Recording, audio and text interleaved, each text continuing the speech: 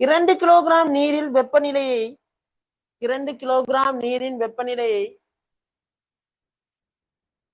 10 பாகை சியிலிருந்து 90 பாகை சி வரை உயர்த்துவதற்கு மின் அடுப்பு 9 நிமிடம் 20 செகண்ட்கள் எடுத்தது.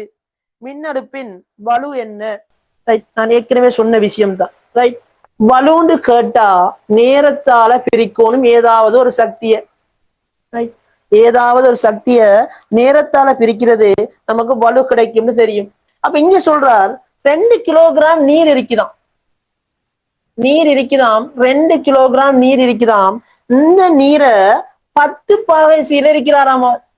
இந்த 10 பாகை சீல இருக்கிற இந்த நீரை இவர் என்ன செய்ய போறாராம் சொன்னா 90 பாகை சி வரங்காட்டியும் வெப்பம் ஏத்த போறாராம். உயர்த்துவதற்கு இந்த மின் அடுப்புக்கு எவ்வளவு நேரம் எடுக்குதாம் சொன்னா 9 நிமிடம் 20 செகண்ட் எடுக்குதாம். 20 செகண்ட் எடுக்குதாம் சொல்ற. மின் அடுப்பின் வலு என்னன்னு கேட்கார். நமக்கு தெரியும் வலு கேட்டா சக்திய என்னத்தால பிரிக்க வேண்டியிருக்கும்? நேரத்தால பிரிக்கணும். இது என்ன சக்தி நடந்திருக்கு? என்ன சக்தி மாற்றம் கேட்டோம் சொன்னா நம்ம படிச்சிருக்கிறோம்.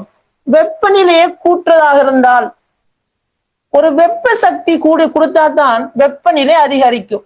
அப்போ ஒரு பொருள் பெற்ற வெப்பம் அல்லது இழந்த வெப்பத்துக்குரிய சமன்பாடு என்னன்னு கேட்டா H=mc⁻ படிச்சிருக்கிறோம்.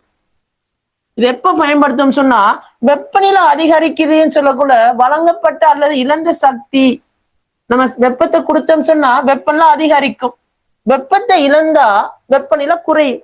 அப்ப இங்க வெப்பநிலை அதிகரிக்குது. சோ அவர் பெற்ற சக்தி, இந்த நீர் பெற்ற வெப்ப சக்திக்குரிய சமன்பாடு H=mc⁻ சொல்றோம். அப்ப இங்க பெற்ற அந்த வெப்பம் தான் Hன்னு சொல்லுவோம். எம்ன்னு சொல்றது அந்த பொருள் திணிவு. அப்ப நீர் பெற்றுங்கிறத நீர் திணிவு 2 கிலோகிராம் தர. சீன்னு சொல்றது என்னன்னு கேட்டா நம்ம படிச்சிருக்கிறோம் தன் வெப்ப கொள்ளளவு. நீர் தன் வெப்ப கொள்ளளவு இங்க தரப்பட்டிருக்கு உங்களுக்கு 4200 ஜூல். 4200 joule kilogram -1 kelvin -1 தரப்பட்டிருக்கு. தர 90 பாகை 10 பாகையிலிருந்து 90 பாகைக்கு போயிடுச்சுன்னா எப்பயுமே மாற்றம் வார்த்தை வந்தா நம்ம செய்ய வேண்டிய விஷயம் இறுதியிலிருந்து ஆரம்பத்தை கழிக்கணும். இறுதியிலிருந்து ஆரம்பத்தை கழிப்போம். வெப்பநிலை மாற்றம் 90/10. இதான் அவர் பெற்ற சக்தி. அப்ப பெற்ற சக்தியை கண்டுபிடிப்போம். 2 தர 4200 தர 90ல இருந்து 10 போனா 80. அப்ப சக்தியை கண்டுபிடிப்போம். 2 தர 4200 தர 80. கால்குலேட்டர் இருக்குதா? கால்குலேட்டர் இருக்குதா? எல்லாத்தையும் கால்குலேட்டர் இருக்கணும் நம்ம கிட்ட.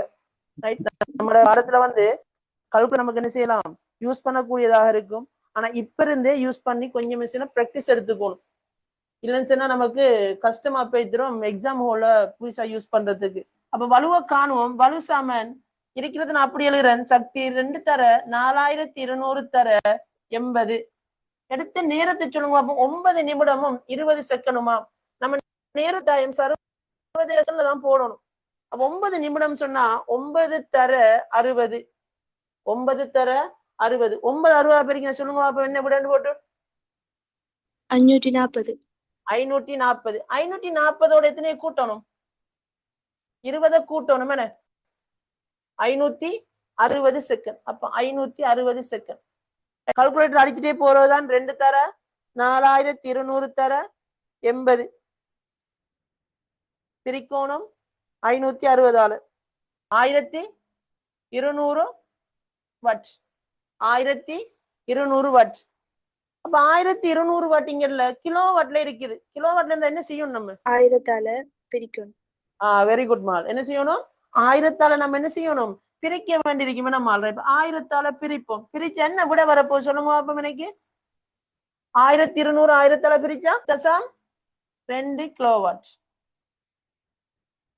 1.2 கிலோவாட்டா இருக்க போகுது. என்ன? ஆகவே 1200 1000ஆல பிரிக்கிறீங்க, விடைய போறீங்க. வலு சமன் 1200 1000ஆல பிரிச்சா வார விட 1.2 கிலோவாட். எத்தனாவது ஆன்சர்னு பார்த்தோம் சொன்னா நம்மளுக்கு 2வது ஆன்சரா காணப்படுது.